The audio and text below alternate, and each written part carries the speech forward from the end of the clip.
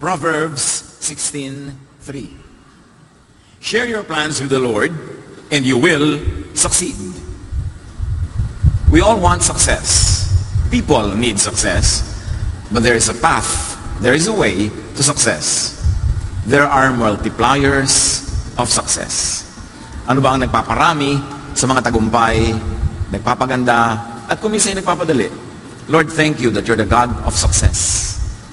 And we pray that you're going to enlighten us, teach us more, give us deeper, higher, wider understanding of the methods to be successful in life. Nawa, Panginoon, kayo po ang mangaral sa amin mga profesyon, sa aming spiritual growth, sa aming emotional life, family life, lahat ito, Panginoon, turuan mo kami upang maging matagumpay. Mabunga, all for your glory. We thank you, Father, asking you to be our speaker. In the name of Jesus, your Son, our Lord. Multipliers of success. True spirituality, true godliness should lead to a very fruitful and a very successful life, because Jesus says, I came that you might have life and have it abundantly, have it to the fullest. It is the intention of God through Jesus that we all become very fruitful and successful. But one multiplier of success is knowledge. Karunungan, kaalaman. Outstanding education is very important, which could be informal or formal. May mga merong formal education, they go through schools, through various ways of learning, pero marami ring informal ways to be knowledgeable. To observe, to learn from the experienced, to learn at the seat of masters, lahat yan, education. Proverbs 4:5-8, get wisdom, get understanding.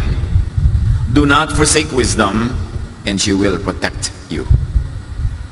So mahalaga, natututo. Kaya mahalagang nag-aaral hindi lang sa mga formal teachers, kundi sa ating elders, sa ating co-workers. At sabi nga ng desiderata, even the dull and the ignorant, they too have their story. Lahat may maituturo sa atin. Kahit yung itinuturing ng iba na hamak, mababa ang kalagayan sa lipunan, pero kung specialization niya ang isang bagay, lagi yun ang ginagawa niya, marami tayong matututunan sa kanya. So get wisdom. Always learn. Which is important, be teachable. Be willing to be told, to be corrected, to be taught, to be tutored, to be guided, to be taken by the hand. Dapat wag laging mag-alam-alaman. Marunong tayong manahimik para makinig sa marunong at nang lalo tayong maging marunong. Proverbs 3:1-2, my son, do not forget my teaching, for they will bring you prosperity. Hindi magic na pag tinuruan ka, magkakaroon ng prosperity. But you're able to eliminate right from wrong. You're able to minimize mistakes. You're able to maximize correct deeds and decisions, which of course would lead to prosperity. Mahalaga ang tao marunong.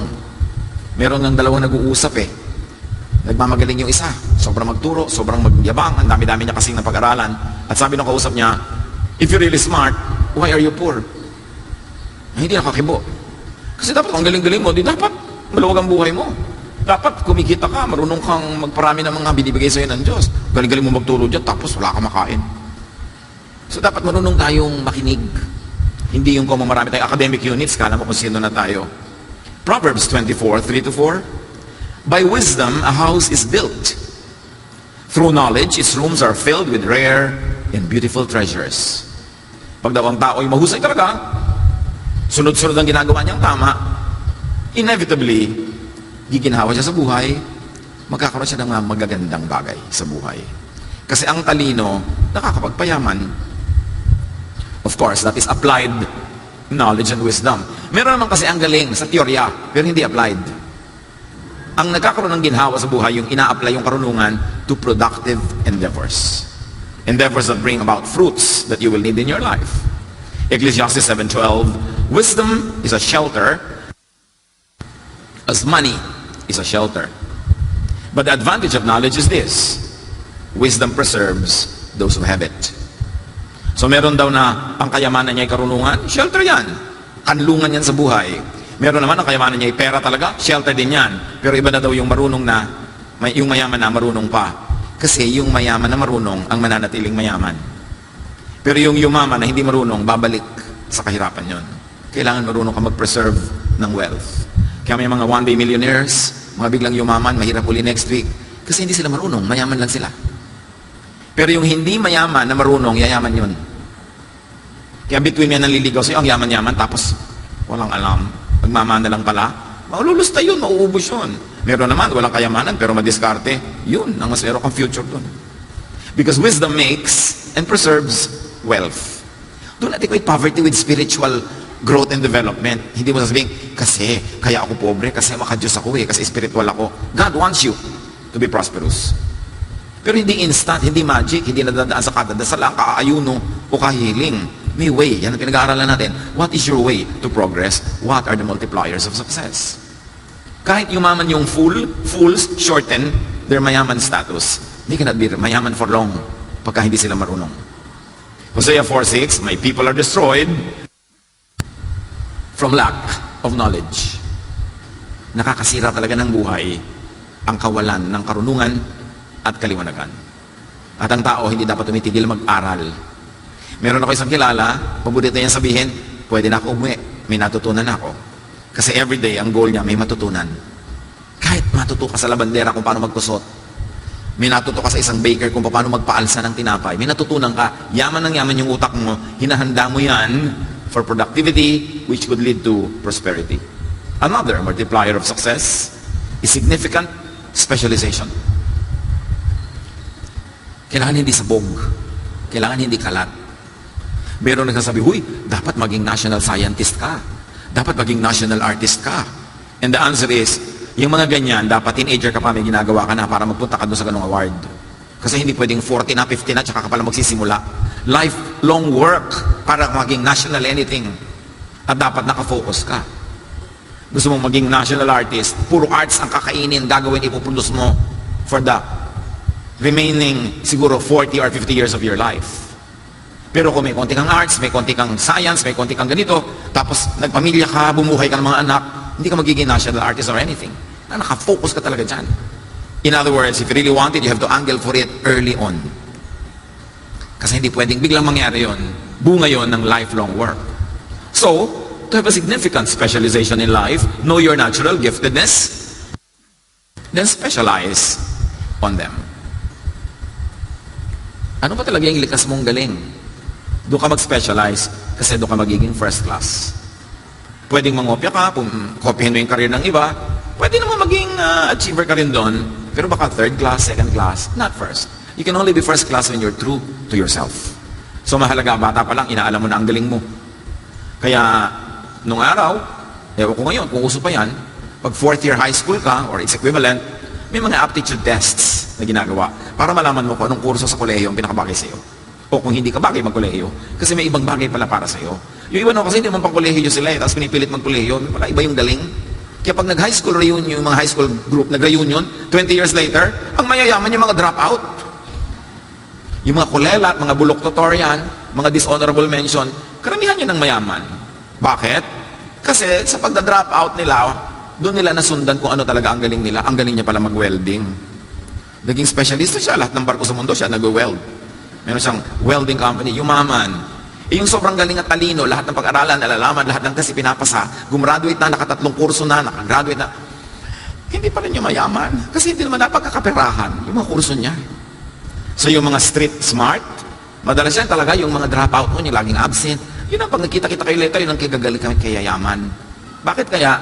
Kasi napilitan silang sundin na lang kung anong natural talent nila kasi hindi nila ma-afford to pursue an academic program in their lives. But not all ha. May mga sinundan yung academic life nila na umasenso rin at marami rin nangyari sa buhay.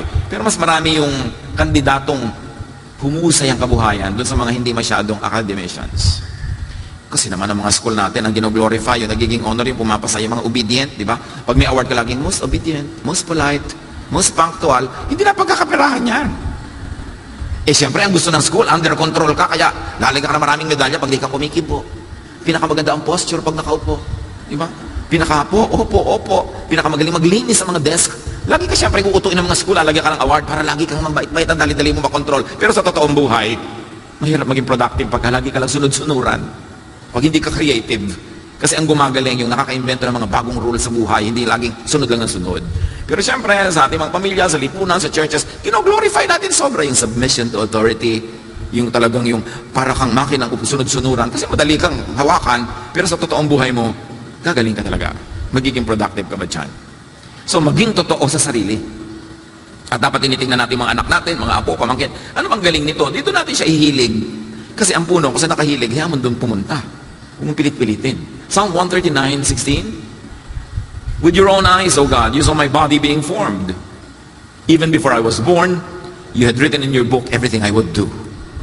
So God ang nagdedetermine na magiging talent natin habang tayo nililikha pa lang sa ating sinapupunan ng nanay natin. At dahil Diyos ang nag-decide kung ano magiging talent mo, siya na rin nag-decide kung anong tatahakin mo ang landas, doon ang assignment mo. At pag wala ka sa iyong assignment, mahirap mag-excel. Pag hindi ka talaga para doon, importante. So start early. Be consistent. Para may mangyari, kailangan meron kang specialization. Be faithful to your nature. Because when you are true to yourself, ang pinag-aaralan mo yung talagang gusto mo, ang ginagawa mo yung talagang gusto mo, then you will not work. All your life, you will play. Because when your work is something you like, it is actually play and not work. Ephesians 2:10, for we are God's handiwork, created in Christ Jesus to do good works, which God prepared in advance for us to do. Hindi lahat ng sinasabing good works, religious work.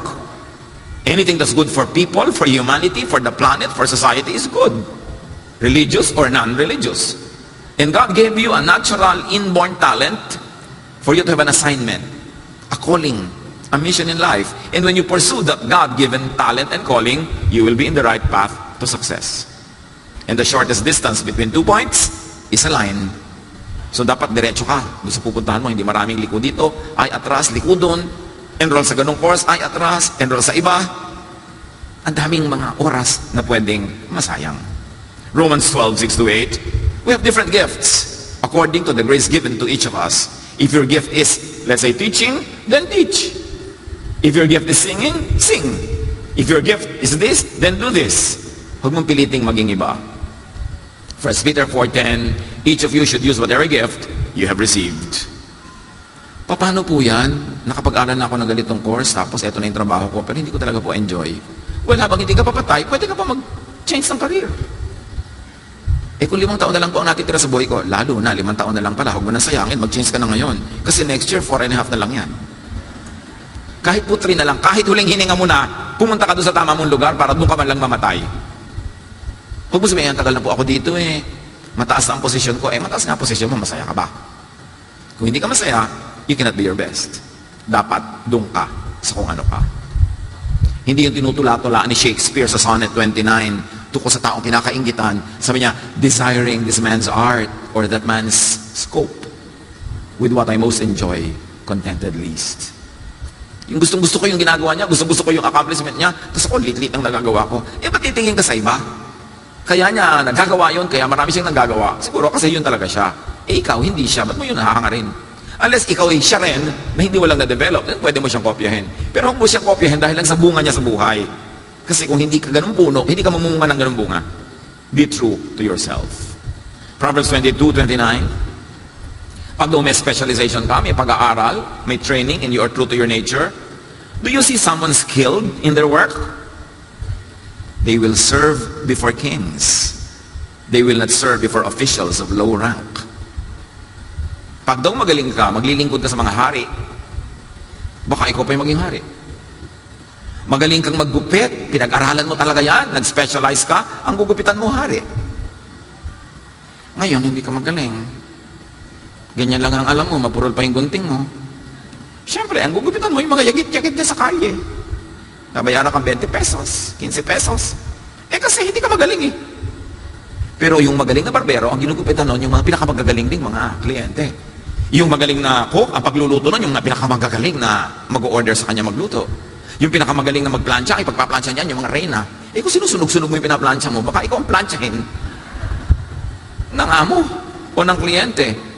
Lahat ng magagaling, nagkikita-kita sa taas. Ano man ang skill mo? Pinakamagaling ka mag-manicure? Siyempre, ang manicure mo, hindi lang yung mga nagtitinda ng mga kabatsili sa palengke. Bagamat hindi naman masama silang client, nagbabayad din yun. Pero, ang galing-galing mo kasi, tataas ka ng tataas, na kahit manicurista ka, you are the manicurista queen. Big time ka sa yung line. Yun ang mahalaga, big time ka sa yung line, hindi yung ibang line mo. Hindi laki big time, magkikita-kita kayo. Yung mga second class, nakikita-kita rin niya sa second class. Yung mga third class, nakikita-kita kayo sa third class. Kasi yun ang mundong pinupuntahan mo.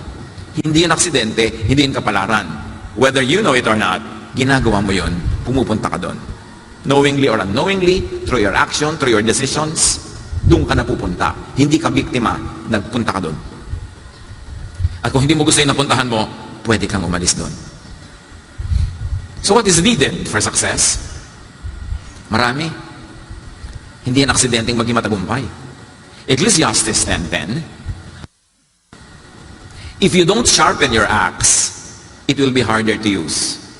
If you are smart, you'll know what to do. Nakakita na ba kayo namang may bahay na yung mga kutsilyo niya sa kusina ay pagkapupurol? Yung hirap-hirap paghiwa ng parne, ang hirap-hirap yung mga gulay na hinihiwa na sasabunutan na, nagkakadurug-durug na. Pero hindi naman niya kahit kailan yan pinalitan ng matalemo, hindi kahit kailan siya naghasa. So anong tawag mo doon? Hindi ka asenso. Kasi hindi mo ini-improve yung tools mo, hindi mo ini-improve ang method mo. Yung bahay mo, iisa ang tabo, ginagamit sa banyo, ginagamit sa lababo, ginagamit sa hardin, ginagamit sa paliligo. Hindi ba pwedeng marami para efficient? People sometimes don't even improve their daily life. So how can their big life improve? If the axe is dull and its edge is unsharpened, more strength is needed, but skill will bring success. Pag mapuro lang gamit mo, hindi magaling ang gamit mo, mas maraming pagod para ka lang may ma-achieve. So dapat inaayos mo lahat yan. Marunong ka mag-time management. Kasi lahat naman tayo, tigto 24 hours lang ang buhay. But yung iba maraming nagagawa, tapos ikaw wala. So dapat marunong ka mag-manage yan. Kasi pag hindi mo manage, wala ka ma-achieve. You need improvement all the time. Sharpen that axe. And then, imagine, kung matalim na ang iyong gunting, magaling pang skill mo, di ang layo ng mararating mo. So we need development. Continuing, lifelong development. Merong mga tao nung araw, 15 years ago, hindi na nag-agree ang kanilang subject and predicate sa grammar.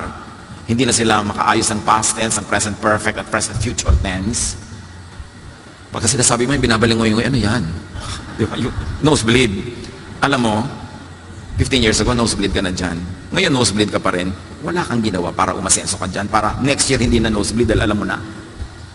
Forever na lang, matatakot ka tuwing may nag-uusap dahil hindi ka marunong. Forever na lang, iiwas ka. Aba, dapat harapin mo yan, alamin mo. Para next time, alam mo na. Pati si Jesus nga, dahil lumago eh. Hindi naman siya instant. Luke 2:52, and Jesus grew in wisdom and stature and in favor with God and man. Pati si Jesus nag-develop. So dapat tayo, nag-develop din. So what is needed? Continuing refinement. Dapat hindi abrasive, hindi magaspang, pino. Kasi kung mag-a-achieve ka ng mga malalaking bagay, you've got to refine your talent, refine your manners, refine your grammar, refine everything. Because true and high success is for the refined. Of course, what we still need to multiply success is focus, which is very related to specialization. Pag may ginagawa ka, focus. Kasi pag hindi ka nag-focus, maaaring magkamali o maaaring hindi maging first class ang trabaho. Proverbs 4:25-27. Let your eyes look straight ahead. Fix your gaze directly before you. Give careful thought to the paths for your feet and be steadfast in all your ways. Do not turn to the right or to the left. Kailangan diretso, nakafocus ka.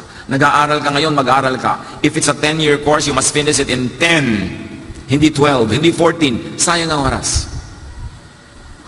Hindi yung nag-aaral ka pero lagi ka nasa mall. Nag-aaral ka pero lagi kang absent. Mag-aaral ka pero puro games ang inaatupag mo. Kaya tuloy yung 10-year course nagiging 12, nagiging 14. Ikaw din ang lugi niyan at the end. Plan. Laging may plan. Kahit sa mga nagliligawan, girl, nililigawan ka ni boy, girl, sabihin mo, anong plan mo sa akin?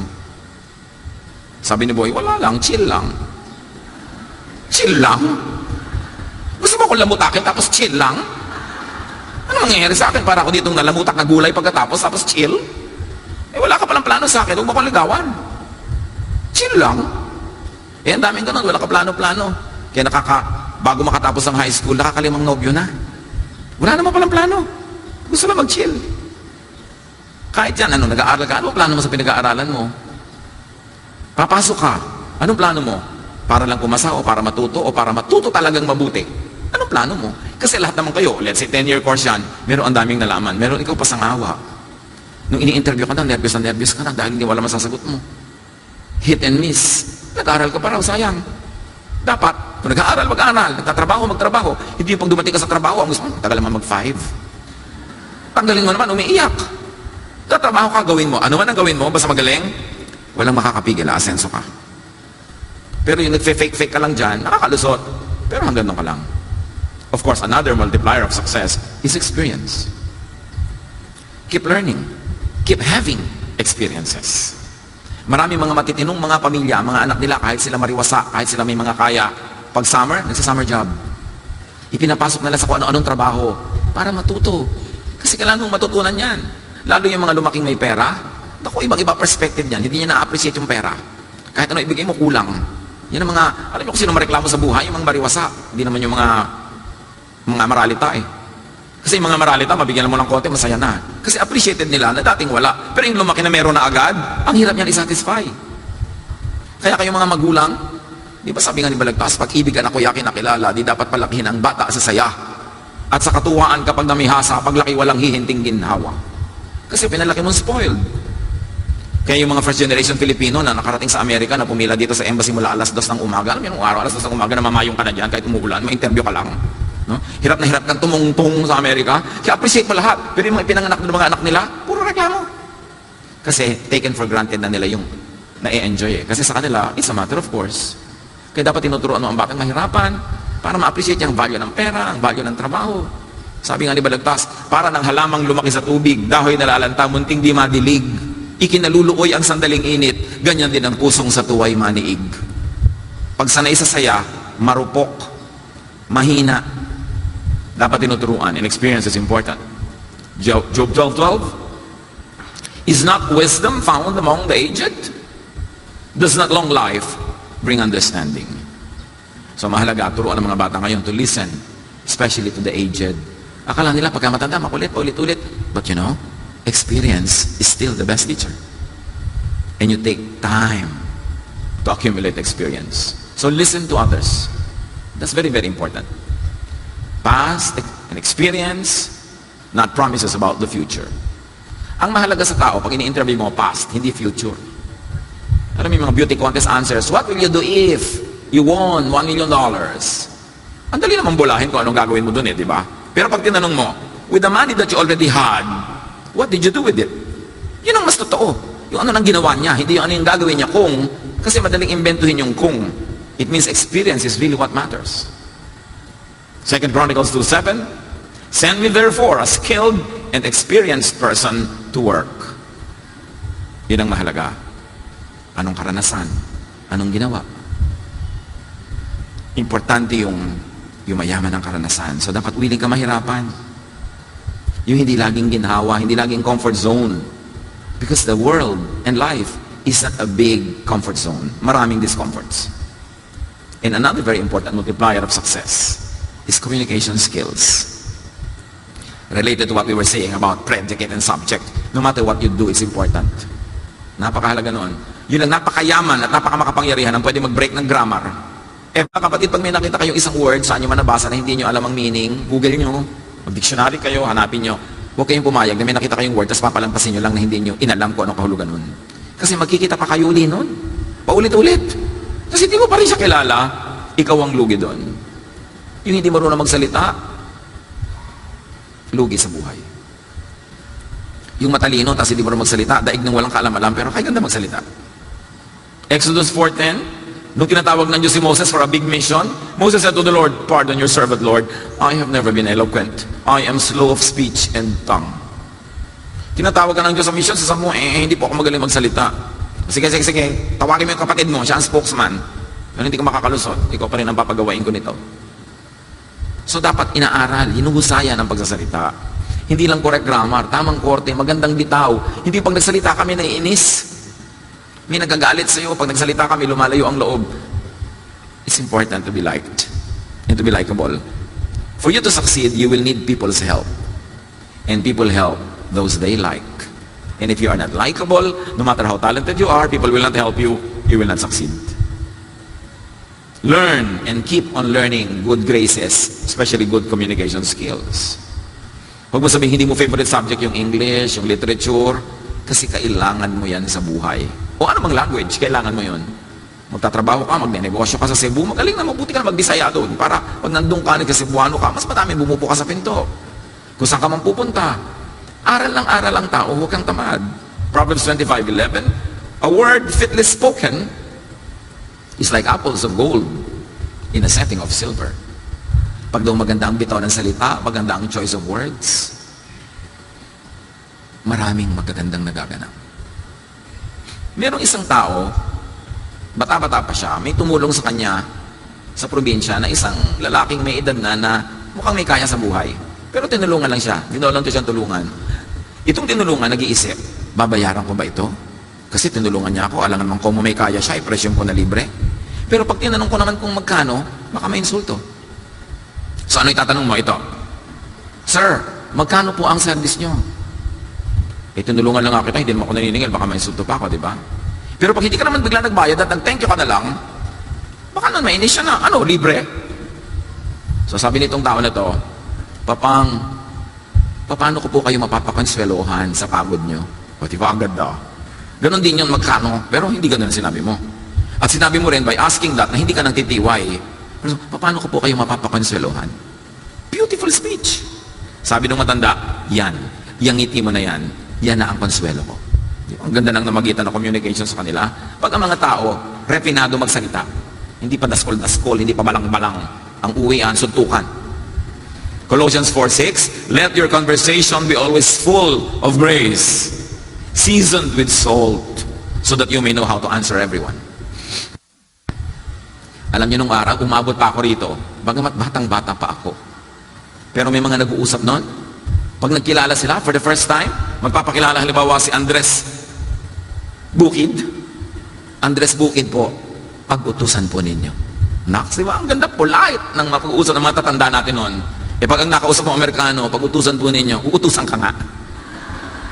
Kasi hindi nila alam na refinement na culture natin yun eh. Nung araw, makasabat na nga po, di man dapat. Ang polite. Sisingit ka sa usapan, di man dapat. Kaya marami tayong kantang kundiman. Yung, kundi man ako karapat-dapat sa'yo. Kung di man bagay sa iyong karikta ng aking pagdulog ng pag-ibig. Kaya kung di man kung hindi man. Ibig sabihin, napaka-apologetic, no? Yung pakonsuelo. Nung araw yung matatanda, pag-aabutan ng anak ng pera, hindi sa tunga, eto. Diba? Dahil nagnganga pa ang matatanda noon, sasabihin, panganga po. You depreciate what you're giving, hindi mo pinapalaki. Panganga lang. Pambato po ng ibon. Hindi naabutan mo ng mga pera. Para lang, huwag siya magmukhang binibigyan mo talaga ng anything significant. Politeness will get you places. Dapat polite. Proverbs 22:11, one who speaks with grace will have the king for a friend. Maraming pinto ang bubukas kung mahusay ka at sincere, hindi lang bobola na magsalita. And when you deal with people, respect privacy. Observe some respectful distance, respect their discretion, para hindi ka parang bulldozer na pumapasok sa buhay ng may buhay. Huwag tanong ng tanong, huwag kurirat ang kurirat, marunong makiramdam, tahimik ka lang, so you will not be abrasive and you will not be found abrasive. And of course, you need for success a very wide social base. Sinabi na natin noon, people need help to succeed. So, the more people you are helping, and the more people who help you, the more chances of you together becoming more and more fruitful. Ecclesiastes 4:9-12. Two are better than one because they have good return for their labor. If either of them falls down, one can help the other up. But pity anyone who falls and has no one to help them up. Also, if two lie down together, they will keep warm. But how can one keep warm alone? Though one may be overpowered, two can defend themselves. A cord of 3 strands is not quickly broken. Isa lang ibig sabihin, mas marami kang kaibigan, mas marami kang kapalagayang loob, mas matibay ang buhay mo. Mahulog ka man, may dadampot sa'yo, may gumulo man sa'yo, may katulong ka, may katuwang ka. So ibig sabihin lang nun, have quantity of friends. It is important. Maraming mga hanap buhay, kailangan mo meron ka talagang wide social circle. Proverbs 14:20, the poor are shunned even by their neighbors, but the rich have many friends. And because of that, the rich become richer. Bakit yung poor are shunned by their neighbors? Hindi lang dahil poor sila. Yung poor na molestador, yung poor na laging nakahingi, yung poor na laging nangaabala, yung poor na, sabi nga ng matatanda, pag nailubog ang kamao, ilulubog hanggang siko. Pag binigyan mo ngayon, bukas sa kaabang na. At pag binigyan mo ulit, on the third day, automatic na yon. Bibigyan mo na siya lagi.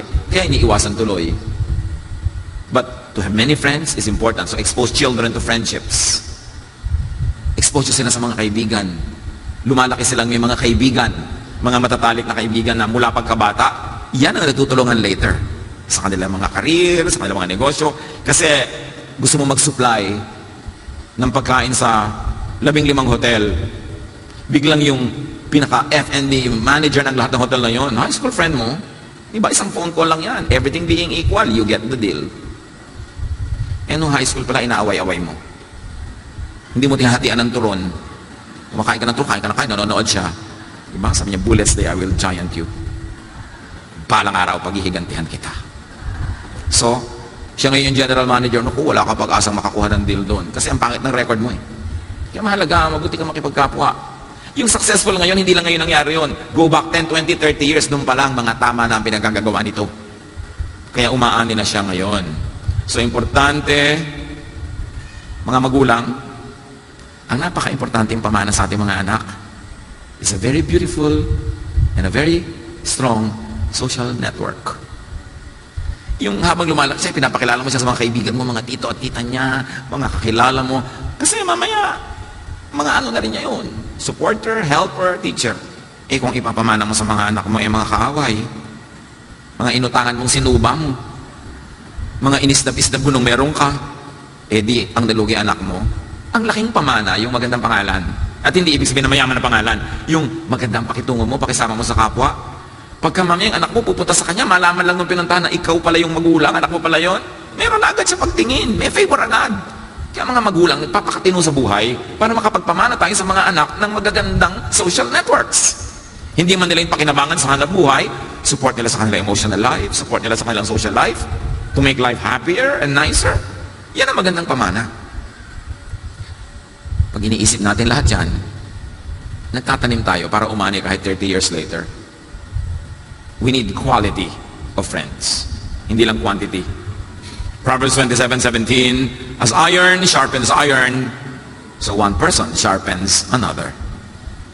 Pagka meron ka makakasama, magwi-weekend kayo, o isang maghapon, o 5 oras, ang tanong mo agad, can I help sharpen the person? Pag yes, good, then I can be useful. Ang tanong naman, will being with that person sharpen me? Pagka wala, sayang lang oras mo, wag na lang. Magchichismisan lang pala kayo. Yung mga kalaban niya, magiging kalaban mo rin, sayang ang oras. Wag na lang. Proverbs 12:26, the righteous choose their friends carefully, but the way of the wicked leads them astray. Proverbs 22:24-25, do not associate with one easily angered, or you may learn their ways and get yourself ensnared. Umiwas-iwas sa mga palaaway, mayayabang, kasi gulo ang kasunod ng buhay nila wherever they go. At kung kasama ka nila, madadamay ka. 1 Corinthians 15:33, do not be misled, bad company corrupts good character. Huwag makisama sa mga mali-mali ang ginagawa. One of the biggest things we have to learn in life is to say no. Hindi ko gustong ginagawa niya, magulo ang buhay niya, niyayaya niya ako, ayoko. At kung ayaw mo, umayaw ka at magagalit siya, hindi magalit siya, pero umayaw ka. Kailangan marunong ka mag-no. Ang taong magiging malaya o mananatiling malaya ay mahusay magsabi ng no. Pag laging yes, alipin ka ng mundo. Dapat marunong ka mag-no. So, importante that we develop a beautiful social network. Hindi lang para natin pagkakitaan. Kasi yung surrounded ka by people who are achievers, people who are intelligent, people who are polite, that's already a pleasure in life. Napakasarap na ligaya na yun na walang bayad, na may mga tao sa mundo mo na masarap kausap, na nakakapagbigay ng magandang payo. Eh kung nakakapagtulungan pa kayo sa mga hanap buhay nyo, di lalong mabuti. So make and keep friends. Now you make friends and you keep friends. Sayang, friends mo na ng 30 years, nakipagtampuhan ka, tapos kagalit kayo, sayang naman yung 30 years.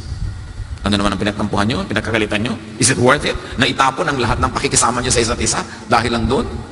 So keep friends. Proverbs 27, 9 to 10. Perfume and incense bring joy to the heart.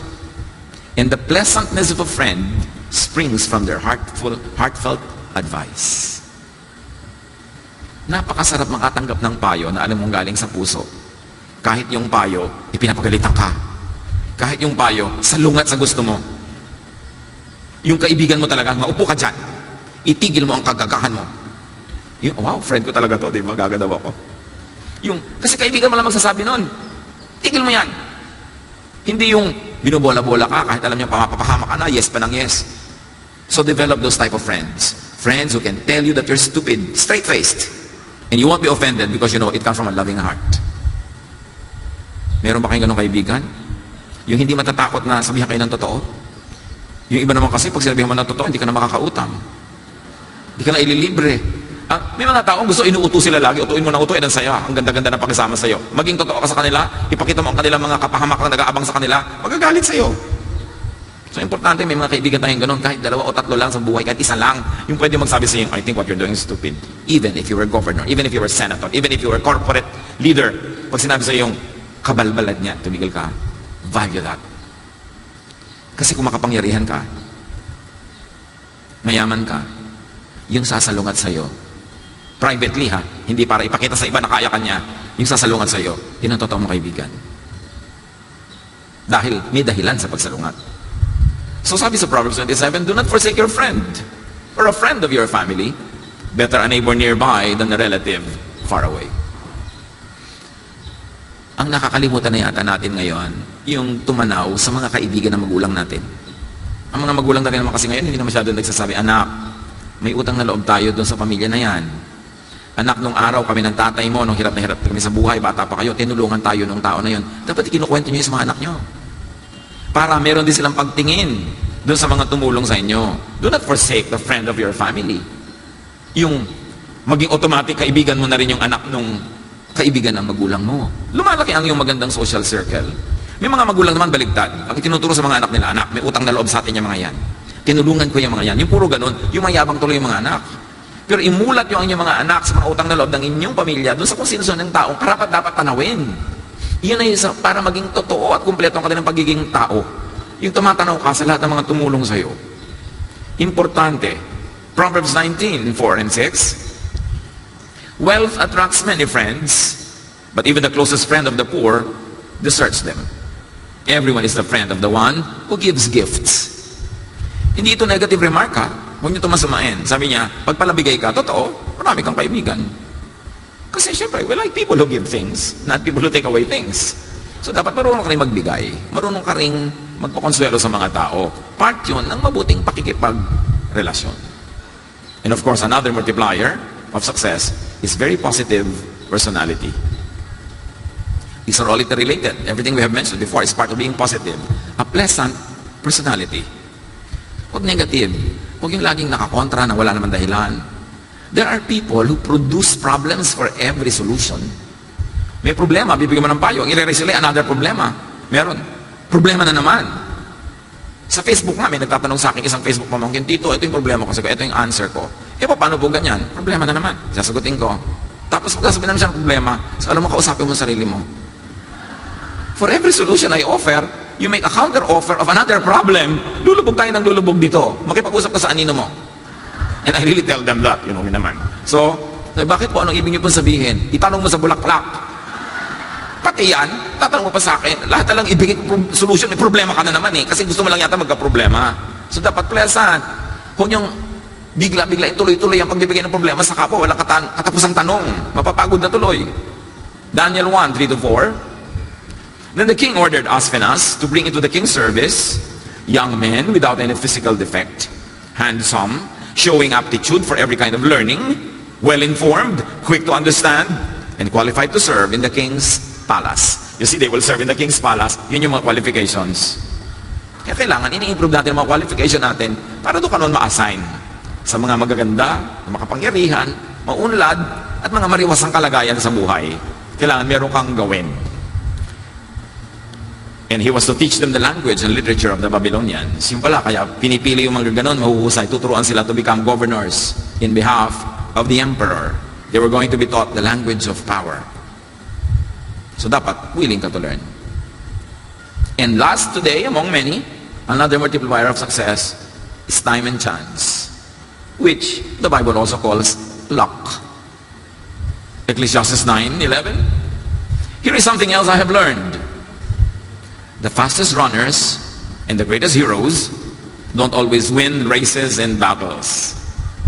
Wisdom, intelligence, and skill don't always make you healthy, rich, or popular.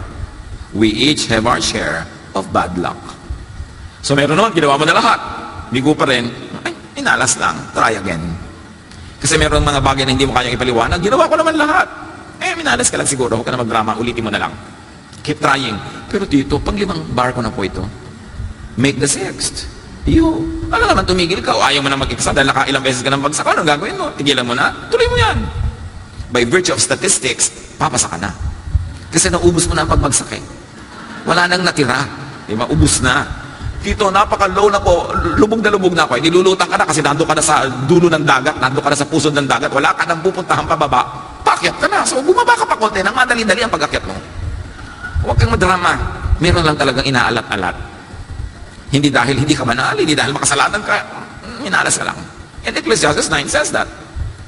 So, i-charge mo yan doon. Kung natiyak mo na hindi yung mga iba, hindi ka doon nagkulang. Ginawa mo lahat, hindi pa rin nag-work, minalas-malas ka lang.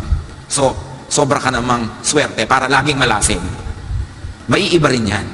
Sabi nga nila, the lightning does not strike twice on the same spot. So, makiramdam at sumakay at sumabay sa magandang hangin. May mga panahon na, ang ganda talaga ng hangin. Gawin mo, ituloy mo kasi hindi laging ganun yung ihip ng hangin. Lalo sa negosyo, saan mang buhay, marunong ka makiramdam. May totoong malas, may totoong swerte. Pero madalas, listen, yung lagi nagsasabing malas sila, hindi malas. It's a chain of wrong deeds that lead to their thinking na minamalas sila. Konti lang ang malas, bihira lang yun. Yun yung walang reason. Madalas, may dahilan. At pag sinukat mo, sinuri mo, yung palang pinagagagawa mo, yung lifestyle mo, yung language mo, yung lack of social skill mo, yun pala yung nagdadala ng so-called malas sa iyong buhay. Kasi hindi ka naman pwedeng i-assign ng Diyos sa maging malas eh. Walang ganun. Pero suriin mo, bakit lagi akong nalulugi sa negosyo? Baka bulagsak ka, baka burara ka. Bakit lagi akong nabibigo sa pag-ibig? Baka hindi ka nung mag-discern. Gusto lang pala niya, chill. Di ba? Tapos pumapatol ka.